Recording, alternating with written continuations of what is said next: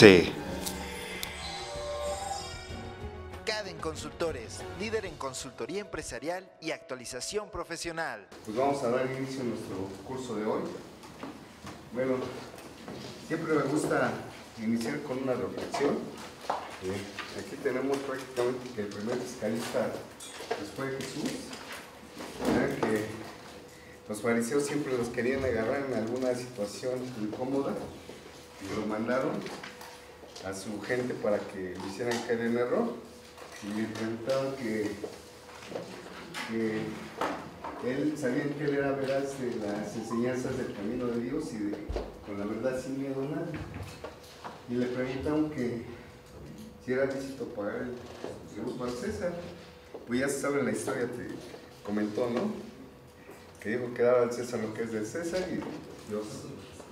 De hecho, por ahí, en materia penal, hay un estudio académico sobre el juicio de Jesús, que desde entonces, desde esos tiempos, ya aplicaba lo que nadie puede ser juzgado dos veces por el mismo delito. ¿Ok? Pero ese no es tema de estudio de hoy. Bueno, ¿cuáles son los enemigos de la planeación? ¿Por qué no hay planeación?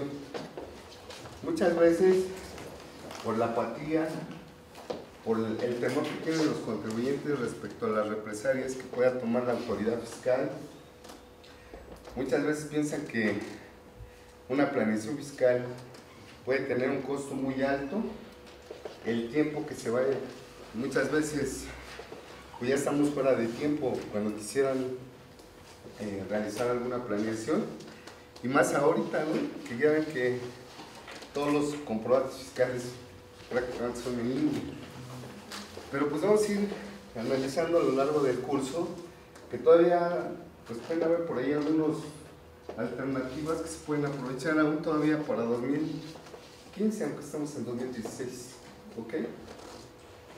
Y pues otro enemigo de la planeación pues es la ignorancia. Yo siempre he sostenido que los que están en la cárcel y los que pagan impuestos son los que no saben. Y no es que yo diga no paguen impuestos. Lo que pasa es que hay que pagar lo justo, ¿no? Lo correcto, ¿ok? Bueno, el término de planeación pues ha sido muy satanizado. Casi muchos, al utilizar ese término, pues hasta cierto punto tienen miedo, ¿no? Ante la autoridad fiscal. Sin embargo, esto está perfectamente sustentado y pues en el marco constitucional. ¿Qué es la planeación en términos del diccionario de la Real Academia Española? Nos dice que es un plan general metódico organizado para obtener un objetivo determinado, tal como el desarrollo económico, el funcionamiento de una industria. Eso sería lo que sería desde el punto de vista del diccionario de la Real Academia Española. Ahora, constitucionalmente está fundamentada la planeación, sí, en su artículo 25 constitucional. Nos dice que corresponde al Estado la rectoría del desarrollo nacional, pero ¿quiénes van a recurrir a ese desarrollo nacional? Pues va a recurrir tanto el Estado como la iniciativa privada, ¿ok? Entonces, corresponde al Estado la rectoría del desarrollo nacional que permita el pleno ejercicio de la libertad y la dignidad de los individuos cuya seguridad protege esta Constitución. Y dice que el Estado planeará, conducirá, coordinará y orientará la actividad económica nacional, así como la regulación y el fomento de las actividades que demanden el interés general en el marco de libertades. Pero aquí nos señala respecto a esta actividad económica que dice que al desarrollo económico nacional concurrirán ¿quiénes?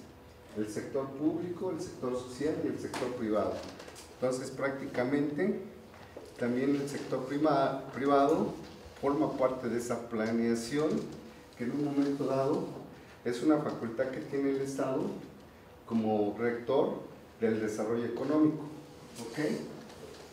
Entonces aquí ya tenemos sustentado constitucionalmente lo que se refiere al término de planeación, ¿ok? Bueno, hay que recordar las clases de de administración. Y pues ahí tenemos que dentro del proceso administrativo existen dos fases, la mecánica y la dinámica. Dentro de la mecánica, pues ahí tenemos uno de los primeros elementos, que es la planeación, después la organización, después de que se concluye la mecánica viene la dinámica, que una vez que se planeó, se organizó, hay que integrar, dirigir y controlar. ¿Ok? Ahora, ¿cómo se considera la planeación fiscal? Pues es la optimización y saneamiento fiscal mediante el pago de contribuciones a través de la aplicación estricta de ley. Y aquí sí quiero puntualizar y señalar que hay que recordar que esa aplicación estricta de ley está regulada en el artículo 5 del Código Fiscal de la Federación, y hay que recordar que establece que aquellas disposiciones que establecen cargas a los particulares, tratándose de sujeto, objeto, base, tasa o tarifa, son de aplicación estricta. Así nos lo menciona el artículo 5 del Código Fiscal de la Federación. Luego, entonces, esa aplicación estricta de ley se refiere, de acuerdo a los criterios de los tribunales, que la interpretación que se debe de aplicar es la misma que se aplica en materia penal, que es un método de interpretación literal, conforme a la letra, y no puede aplicar analogía. ¿Sí quedó claro? Ok. Ahora, todos sabemos que dentro de la fracción cuarta del artículo 31 constitucional, pues viene ahí regulado lo que se conoce como los principios reguladores en materia fiscal. Yo cada que leo esta fracción de este artículo me encuentro cosas nuevas, aunque ustedes no me crean. De verdad. Miren, ¿qué nos dice esta fracción cuarta? Primero que el 31 dice que son obligación de los mexicanos contribuir para los gastos públicos, así de la Federación como del Distrito Federal o del Estado y municipio en que residan, de manera proporcional y equitativa que dispongan las leyes. Y aquí tenemos a los tres principios en materia fiscal. Sin embargo, ¿qué podemos resaltar adicionalmente a esos principios en materia fiscal respecto al texto de esta fracción cuarta? ¿Quién me comenta algo? Pero no se amontonen, uno por uno. ¿Qué más pueden resaltar de ahí? Aquí hay otro principio que es muy importante, que es el destino del gasto, ¿no? ¿Estamos de acuerdo? ¿Cierto o falso? Como qué es lo que sucede en el caso del sector de la construcción, ya ven que normalmente, presuntivamente, ilícitamente y legalmente, la autoridad determina diferencias. ¿Estás de acuerdo? ¿Por qué? Porque lo hace con base en un contrato de construcción y metros cuadrados, etc., etc. Sin embargo, esa actuación de la autoridad del IMSS violenta este principio, el destino del gasto, porque esas diferencias, ¿a dónde se van? ¿Lo saben? Según a una reserva, ¿no? A una reserva que en términos del reglamento del Seguro Social, pero ¿qué creen? Que hasta la fecha no ha habido reglamento. Por lo tanto, pues esas diferencias están violentando el destino del gasto, porque prácticamente tendrían que abrirse e irse a las cuentas de cada uno de los trabajadores, pero si no hay trabajadores, porque los determinan presuntivamente. ¿Sí quedó claro? ¿Ok? Bueno, y ¿qué otra cosa podemos resaltar de esta fracción cuarta? Pues si podemos ver que existe una múltiple tributación, ¿no? Porque dice que estarán obligados los mexicanos a contribuir para los gastos públicos de la Federación, del Distrito Federal y de los estados y municipios. Entonces ahí podemos observar que está regulado una múltiple tributación, que es distinto a una doble tributación. ¿Sí quedó claro? Sí. ¿Ok? Bueno, ¿qué más podemos resaltar de esta fracción cuarta? Es importante que observen que en esta fracción cuarta existe la obligación de los mexicanos o de los particulares de contribuir, de pagar impuestos. Yo les pregunto, nada más como tip, realmente la autoridad fiscal, llámese SAT, ¿no? En este caso, está facultada para determinar y cobrar, o sea, está facultada para ejercer facultades de comprobación, pero dentro de esas facultades de comprobación está facultada para determinar créditos y cobrarlos, constitucionalmente hablando, porque son dos cosas distintas, ¿no? Primeramente, si ustedes revisan por ahí, se los dejo de tarea, chequense el artículo 16 constitucional y establece ahí que la autoridad fiscal tiene la facultad de verificar los libros contables para ver que se hayan cumplido con las disposiciones fiscales, pero nada más hasta ahí lo deja. ¿Sí me explico? No dice que tiene facultades de determinar y de cobrar, porque la obligación no viene contemplada en la fracción cuarta del artículo 31. ¿Sí quedó claro? Entonces ahí se los dejo de tarea y nada más como comentario. Ahora, vamos a iniciar ya a ver el análisis de los principios en materia fiscal. Tenemos esta tesis que se refiere al principio de proporcionalidad y en esencia se dice que se concluye que el tributo directo respeta el principio de proporcionalidad tributaria cuando existe congruencia entre el gravamen y la capacidad contributiva de los sujetos. ¿A qué se refiere eso? Que yo puedo tener mis finanzas sanas, pero a lo mejor no tengo capacidad contributiva, porque dice que tiene que estar prácticamente, tiene que haber una congruencia entre el gravamen y la capacidad contributiva. ¿Qué es lo que pasa si yo tengo ingresos acumulables? Un ejemplo más para efectos nada más prácticos. Tengo yo ingresos acumulables 100,000, deducciones autorizadas 80,000. Tengo una utilidad fiscal de ¿cuánto? De 20,000. Prácticamente ahí, en este ejemplo, estaría cumpliendo con el principio de proporcionalidad. ¿Por qué? Porque existe un gravamen. ¿Cuál es el gravamen? Los 20,000 de utilidad. ¿Sí quedó claro? Pero ¿qué tal si aplico las disposiciones estrictas de ley, como lo establece el propio Código Fiscal de la Federación, y en lugar que tenga yo deducciones autorizadas de 80, tengo 20 más? Entonces tendría yo ingresos acumulables 100, deducciones autorizadas 100, utilidad fiscal 0. Entonces, ¿existe gravamen? Entonces, ¿tendría yo capacidad contributiva? ¿Sí quedó claro? ¿Ok? ¿Cierto? Bueno. Ahora, respecto a la equidad tributaria, pues, obviamente con eso de haber reconocido en el artículo primero constitucional los tan ya famosos derechos humanos, que todo el mundo habla de derechos humanos, pero ¿cuáles son? ¿O alguien me puede decir qué es un derecho humano? Porque primero, para hablar de derechos humanos, tendríamos que conocer cuál es la diferencia entre derecho humano, derechos fundamentales y garantías, ¿no? Que son tres cosas distintas.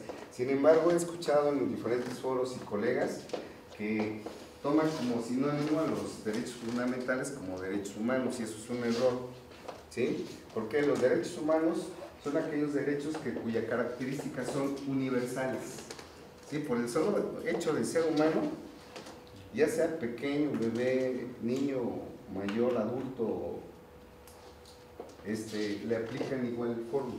Porque por ahí de repente he escuchado en foros que luego dicen, no, es que están violentando mi derecho humano, yo tengo derecho al internet, ¿no? Pues ese no es un derecho humano. ¿Sí quedó claro? Los derechos humanos están regulados en el segundo párrafo del artículo 29 constitucional. Ahí vienen prácticamente cuáles son los derechos humanos, y uno de ellos es el derecho de legalidad, ¿ok? Que por ahí se está utilizando mucho y por eso se están ganando todos los juicios, ¿ok? Bueno, entonces, ¿a qué se refiere este principio de equidad? Que en muchas ocasiones, en esencia, se refiere a que, pues no es lo mismo que yo haya sido una persona moral que acabo de nacer a la vida jurídica y haya omitido el cumplimiento de una declaración informativa, por decir, de la DIO, a que sea una empresa de Carlos Slim que también haya caído en el mismo supuesto, ¿verdad? Porque aunque los dos tenemos la misma infracción, cometemos, pero somos distintos. Entonces, por esa situación, pues ya no aplica el principio de equidad que antes decía que hay que tratar igual a los iguales y desigual a los desiguales, porque ahora con estos derechos humanos, primero hay que analizar ante quién son iguales y en qué son desiguales. ¿Estamos de acuerdo? Porque al final son personas morales, sí, pero resulta que son distintos porque uno acaba de iniciar y el otro ya tiene una vida jurídica dentro del medio económico. ¿Sí quedó claro? ¿Okay? Bueno, aquí viene otro que obviamente se refiere también en un momento dado a esta equidad tributaria, que pues obviamente se le tienen que aplicar las mismas disposiciones fiscales o los mismos criterios a todos los particulares. Entonces por ahí pues de repente incluso se acaba de generar una jurisprudencia importante por ahí respecto a los hechos notorios, que en un momento dado, si se generó un precedente ya sobre una resolución de una controversia, los particulares, aunque sea una tesis aislada, la pueden hacer valer como hecho notorio, ¿sí? ¿Por qué? Porque precisamente teniendo este principio de equidad, ¿qué es lo que sucede simplemente con los amparos que hayan presentado, llámese contra el ingreso de la contabilidad electrónica o llámese con la fracción 30 del artículo 28 de ICR respecto a la no deducibilidad de la parte del punto 53 no deducible, ¿no? Muchas veces a unos les otorgan el amparo y a otros no. ¿Estamos de acuerdo? ¿Por qué? Pues aquí prácticamente pues también los tribunales están violentando este principio de equidad. ¿Estamos de acuerdo? ¿Ok? Bueno. Ahora respecto al principio de legalidad, pues acuérdense que es bien importante considerar que no puede haber o no puede exigir la autoridad administrativa algo que no esté contemplado previamente en una disposición. Y vamos a ir analizando situaciones más adelante que independientemente que existan ordenamientos o términos que están implícitos en las propias disposiciones fiscales, muchas ocasiones no por el hecho que estén, significa que ya las tenga que acatar los contribuyentes. ¿Sí me explico? ¿Por qué? Porque ahorita pues, estamos apenas iniciando a cómo se va a analizar la estructura. Estamos viendo los principios en materia fiscal, ¿ok? Entonces las autoridades fiscales no pueden ir más allá de lo que regulan las propias leyes fiscales, ¿sí? Y no pueden exigir situaciones que no están reguladas previamente en una ley, ¿ok? Ahora, ¿qué tipos de normas en materia fiscal existen? Están las normas sustantivas y las normas objetivas. Las normas sustantivas son aquellas que conceden derechos e imponen obligaciones, excepto las relacionadas con el proceso. Las normas objetivas son normas de procedimiento que regulan la actividad procesal. Entonces, acuérdense, legalmente cuando hablan de normas sustantivas son las normas principales y las objetivas son las que me dicen cómo debo de aplicar esas disposiciones. Eso viene regulado en el primero y segundo párrafo del artículo 6 del Código Fiscal de la Federación, que en su primer párrafo me dice que cómo se causan las contribuciones y dice que se van a causar conforme se realizan las situaciones jurídicas o de hecho previstas en las leyes fiscales vigentes durante el lapso en que ocurran.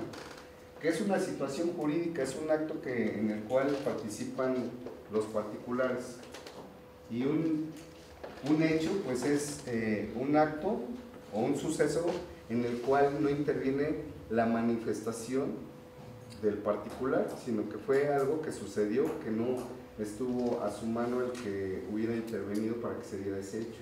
¿Ok? Un ejemplo, en el caso de las situaciones jurídicas, pues tenemos la celebración de un contrato, ¿no? A lo mejor yo celebro un contrato de arrendamiento y por ese simple hecho, pues yo tengo que ver a qué estoy obligado en materia fiscal por haber celebrado ese contrato de arrendamiento. Obviamente al momento que estoy firmando estoy manifestando mi consentimiento de haber celebrado ese acto. Y un hecho jurídico pues prácticamente se refiere en el caso de que a lo mejor el contador ni sabía y de repente le dicen, ¿sabes qué? Que te nombraron heredero universal, ¿no? Pues él no pidió que fuera heredero, fue un hecho que sucedió y también por ese simple hecho que pasó ese suceso tendría que verificar a qué estaría sujeto en materia fiscal, ¿ok? Ahora, ¿perdón? Una devaluación. Una devaluación, un hecho también, exactamente. Entonces, un hecho es donde no interviene la voluntad de los particulares, sino es un suceso que se da por factores externos a él. ¿Ok? Ahora, ¿qué es lo que sucede? También en su segundo párrafo nos dice que dichas contribuciones se determinan conforme a las disposiciones vigentes en el momento de su causación, pero les serán aplicables las normas sobre procedimientos. Entonces aquí tenemos las normas sustantivas y las objetivas. ¿Sí quedó claro? Ahí está el fundamento. Ahora tenemos esta tesis donde nos habla acerca de los conceptos y diferencias entre las sustantivas y las objetivas. Nos dice que el derecho sustantivo es aquel que establece derechos o obligaciones y la diferencia es que regula su ejercicio, castiga su infracción o determina un procedimiento para su efectividad extraordinaria. Por su parte, el derecho objetivo es el conjunto de leyes que posibilitan hacer efectivo el ejercicio regular las relaciones jurídicas que ponen en actividad el organismo judicial del Estado. Esto es, no determina qué es lo justo, sino que ha de pedirse cómo se ha de pedir la justicia. Entonces, aterrizándolo de manera técnica ya en materia fiscal, pues tenemos que la ley me regula las obligaciones y el reglamento, que es lo que me regula, el cómo voy a aplicar, cómo debo de atender esas obligaciones que están reguladas en la propia ley. ¿Sí quedó claro? Ok. Bueno, respecto a las normas sustantivas que regulan los elementos constitutivos de las contribuciones, pues tenemos al sujeto, al objeto, que es el hecho imponible, la causación, la no causación, que eso se considera como no sujeción impositiva, que también lo vamos a ver, lo vamos a comentar, la exención, que estas son dos cosas distintas, la no sujeción y la exención, que lo vamos a ver en su momento, la base gravable, la tasa o la tarifa, esos son los elementos constitutivos de las contribuciones. Entonces tenemos que las normas objetivas pues son las normas procesales. ¿Ok? ¿Dudas, comentarios hasta aquí? ¿No? Ahora respecto a los elementos esenciales, nada más para recapitular, a ver, acuérdense que ya es importante, ya vimos principios en materia fiscal, ¿ok? Ya vimos, bueno, ahorita comenté algunos elementos esenciales de las contribuciones que vienen aquí y ahorita vamos a ver estos elementos. Acuérdense que vienen regulados en el artículo 5 del Código Fiscal de la Federación y obviamente se refieren al sujeto, objeto, base, tasa o tarifa. Esos son los elementos esenciales y tienen que observar que siempre que nazca una contribución nueva tienen que evaluar y verificar primero si cumple con los principios en materia fiscal y luego, si en este caso, cumple con estos elementos esenciales. Y hay que recordar que también nos habla este artículo 5 del Código Fiscal de la Federación del principio de supletoriedad y nos dice que a falta de norma fiscal expresa se podrá hacer uso supletoriamente de las disposiciones del derecho federal común. ¿Y cuál es el derecho federal común? Pues llámese Código de Comercio, Ley General de Sociedades Mercantiles, Código Civil Federal, Ley Federal del Trabajo, Ley General de Títulos y Operaciones de Crédito, etcétera, etcétera, etcétera. ¿Ok? Ahora, ¿qué es esta jurisprudencia respecto a estos elementos esenciales? Que viene con el rubro que estos elementos esenciales de los impuestos deben estar consignados expresamente en la ley y dice que esto es que tratándose de sujeto, objeto, base, tasa y época de pago deben estar consignados de manera expresa para que no quede en margen de la arbitrariedad por parte de las autoridades exactoras. Entonces, esto lo deben de tomar muy en cuenta, tienen que venir de manera expresa. Ahora, ¿cuál sería el objeto de renta? ¿Cuál? Los ingresos o el incremento de qué? Del patrimonio. ¿Cuál es el objeto de IVA? Los actos o actividades. ¿Estamos de acuerdo? Ahora, hasta aquí a ustedes, de todos los impuestos que conocen, ¿ha habido alguno que carezca de este elemento? ¿De alguno de los elementos? ¿O todos han cumplido con sus elementos? Con estos elementos. ¿Cuáles que son sujeto, objeto, base, tasa época de pago. ¿El IETU tenía época de pago de manera expresa? No, nos mandaba regla. Estamos de acuerdo, y ese era un problema, entonces no se podía cumplir. ¿Por qué? Porque decía el artículo 9 en ese entonces, vigente hasta el 31 de diciembre de 2013, ¿no? Que decía en el 9 de IETU que estarían obligados a realizar pagos provisionales en las mismas fechas por las cuales se realicen los pagos provisionales de renta. Pero ¿qué es lo que pasa si iniciaba una persona moral actividades en 2010? ¿Estaba obligado a realizar pagos provisionales de ISR? Y entonces, si no estaba obligado, tendría que realizar pagos de IETU. Sin embargo, la autoridad, ¿qué hacía? ¿Estamos de acuerdo? Entonces, ojo, para que vean que sí es importante estos elementos. ¿Ok? Entonces, ya vimos principios, elementos esenciales, y ahorita vamos a ver la jerarquía de leyes. Bueno, hay que recordar que en el artículo 133 constitucional nos establece cuáles son las jerarquías de las leyes, y nos dice que primeramente vamos a considerar la Constitución, las leyes del Congreso y los tratados. Se van a considerar que ley suprema. ¿Estamos de acuerdo? En ese mismo orden. Sin embargo, en el caso de los tratados, pues hay que observar ciertas limitaciones que tienen. ¿Por qué? Porque primero por ahí establece que para la interpretación de estos tratados o convenios para evitar la doble tributación, pues se tiene que observar lo que regula el convenio de Viena, ¿ok? Y dentro del convenio de Viena dice que se tiene que considerar inclusive las reservas. ¿Y qué es una reserva? Es una manifestación unilateral que realiza un país del cual forma parte o ha firmado un convenio para evitar la doble tributación. Entonces, donde a lo mejor en ese convenio está contemplado, pero a través de la reserva, pues ahora sí, válgase la redundancia, se reserva el derecho para desaplicar ese beneficio que tiene contemplado el tratado. ¿Sí quedó? Ok. Bueno, pues ahí está la famosa pirámide de Keynesian. Tenemos a la Constitución, a los tratados, Ley Federal de Derechos del Contribuyente, que está por encima de las leyes fiscales, y nada más como ti, échenle un ojito al artículo 18 de la Ley Federal de Derechos del Contribuyente, y van a encontrar cosas importantes cuando la autoridad ejerza facultades. ¿Ok? Bueno. Ahora, ¿quién está facultado para iniciar leyes? Pues nos dice el artículo 71 de la Constitución. Está facultado el Presidente de la República, el Congreso de la Unión, el Congreso de los Estados y el punto 13% de la lista nominal. Ellos son únicamente los que están facultados para iniciar leyes. Sin embargo, también dice que la ley del Congreso determinará el trámite que deba darse a las iniciativas. Y en el artículo 72 de la propia Constitución nos dice que todo proyecto de ley o decreto se debe de discutir observando la ley del Congreso y su reglamento respectivo. ¿Y qué creen? Y no es que esté yo inventando el libro negro, ¿no? Que no hay ley del Congreso. La ley que regula se llama Ley Orgánica del Congreso General, pero no se llama Ley del Congreso. ¿Sí me explicó? Entonces, no existiría.